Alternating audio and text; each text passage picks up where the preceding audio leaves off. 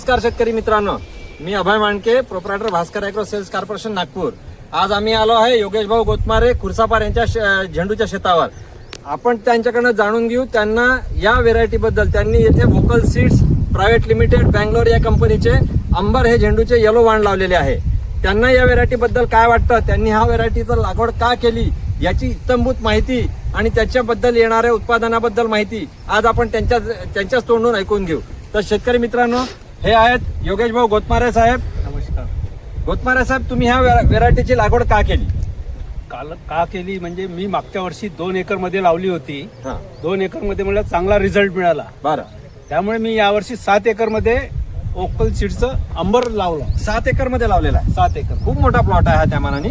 आणि तुम्हाला या व्हेरायटी मधनं कशा प्रकारे अनुभव आलेला आहे हे जर आमच्या शेतकऱ्यांपर्यंत याचा अनुभव असा आहे की मार्केटमध्ये गेल्यानंतर वाटच पाहत राहतात कस्टमर आणि गेल्याबरोबर बाकीच्या तुलनेत हा 10 ते 20 रुपयानं जास्त रेट न कपतो. त्याचा एक विषय. ही खूप मोठी गोष्ट आपल्याला गोतमारे साहेबांनी सांगितली की ह्या व्हेरायटीला मार्केटमध्ये उठाव अतिशय चांगल्या प्रकारे आहे. जर योगेश भाऊ मला एक सांगा की किती तारखेची लागवड आहे? ही 1 मेची लावण आहे. 1 मेची लागवड आहे.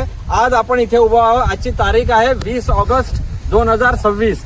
तर 1 मेच्या लागवडीचा आज ह्याच्याबद्दल किती तोडे निघाले? जवळपास 30 म्हणजे दिवस झाले चालू व्हायला. 30 दिवस चालू व्हायला झालेले.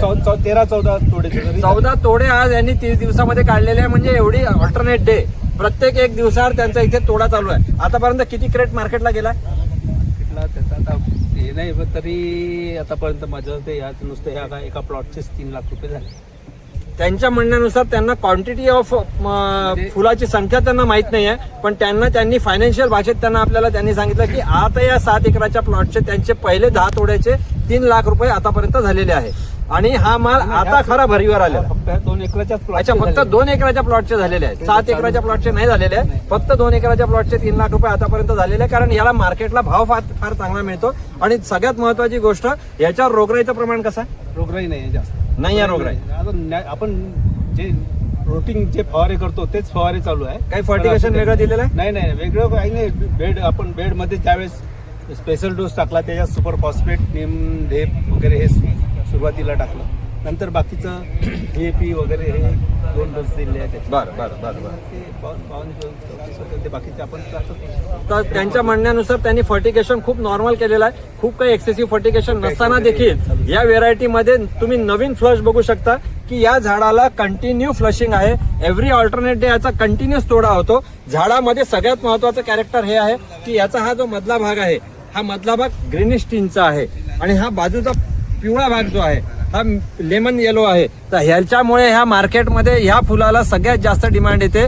याच्यावर अळीचा अटॅक प्रादुर्भाव कमी आहे, कारण ह्याच्यामध्ये हा हिरवा कलर त्याच्यावर येतो आहे. तर बऱ्याच ठिकाणी असं लक्षात आलं आहे की अळीचा अटॅक झाल्यानंतर आपल्याला तो कंट्रोल करायला खूप त्रास होतो. पण ह्या व्हेरायटीवर आम्हाला अळीचा अटॅक देखील यावर्षी दिसत नाहीये. आणि सगळ्यात महत्वाचं प्रामुख्याने गोष्ट ही आहे की याच्यावर रोगराई फार कमी आहे. तर याच्यामुळे ह्याचं उत्पादन फार चांगलं मिळेल असं एकंदरीत आमचं मत आहे. योगेश भाऊ, तुम्ही शेतकऱ्यांना काय सांगू इच्छिता? शेतकऱ्यांना हेच सांगतो की कापूस सोयाबीन कडे न वळता मी जास्तीत जास्त शेतकरी म्हणजे झेंडू लावलं पाहिजे म्हणून मी यावर्षी 4 ते 5 शेतकरी वाढवले नवीन शेतकऱ्यांना. म्हटलं बघ, कापूस आणि सोयाबीन कडे न वळता झेंडूकडे वळा आणि आपलं उत्पन्न वाढवा. बरोबर. कारण सोयाबीन झेंडू मध्ये जास्तीत जास्त काय 10-20 हजार रुपये एकरी वाचत.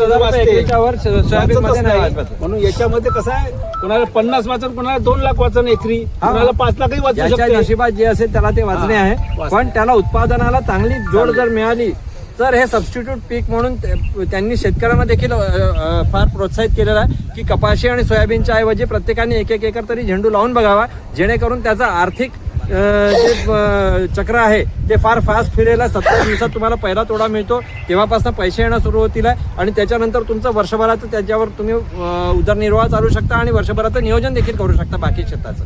तर शेतकरी मित्रांनो, धन्यवाद. योगेश भाऊंचा आम्ही धन्यवाद करतो. त्यांनी इथे आपल्याजवळ वेळात वेळ दिला. इथे आपले प्रगतशील कास्तकार आहे श्री केशवभाऊ चोपडे, ते देखील 20-25 एकर झेंडू करतात. वर्षभर त्यांच्याकडे झेंडू असतो. त्यांच्या तोंडून आपण जाणून घेऊ या व्हेरायटीबद्दल. केशवभाऊ, तुम्हाला कशी वाटते ही व्हेरायटी? व्हेरायटी तर छान आहे आणि एकदम फुलाचं कॉम्पॅक्टिव्ह चांगलं आहे. हा, आणि तोडायला पण सोपी आहे. तोडायला सोपी आहे. महत्वाची गोष्ट ही आहे, तोडायला देखील सोपी आहे, कारण उभ्या उभ्या तोडला जातो माल, त्यामुळे लेबर कमी लागतं. आज लेबरचं नियोजन हे खूप कठीण झालेलं आहे. लेबरला त्रास नाही होत ना. त्रास नाही होत, उभ्या उभ्याच तोडावं लागतं, ते टाकायची गरज असते नाही. तर केशवभाऊ तुम्ही या व्हेरायटीला पुढल्या वर्षी ट्राय कराल का? ट्राय करू ना. हाँ, तो केशवभाऊ देखील म्हणतात की 2-4 एकड़ ते पण ट्राय करते. सर आपको कैसा लगा ये वेरायटी? आप अपना परिचय दीजिए. I am Somana, Telangana farmer, 40 acres green chili farmer. हाँ, 4 स्टेट का विजिट है. हाँ, ये एक्सलेंट क्वालिटी है, अच्छा, एक्सलेंट क्वालिटी है.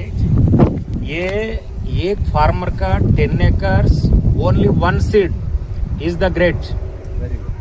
1 एकड़ ये एक्सपेरिमेंट है. हाँ, हाँ. ये 10 acres how is the possible? Is the possible is the great Vakkal seeds and Bhaskar sir का कॉन्फिडेंस, हाँ. फार्मर का कॉन्फिडेंस है, अच्छा क्वालिटी है. I am satisfy. I am Telangana state का फार्मर का सजेशन है, वक्कल सीड्स है. आप Thank अपने you, sir. अपने भाषा में भी बोलिए. Thank you. आप अपने भाषा में बोलिए. तीन भाषा में बोल रहे हैं. आपके लैंग्वेज में बोलिए. నమస్తే అండి, నా పేరు సోమన్న.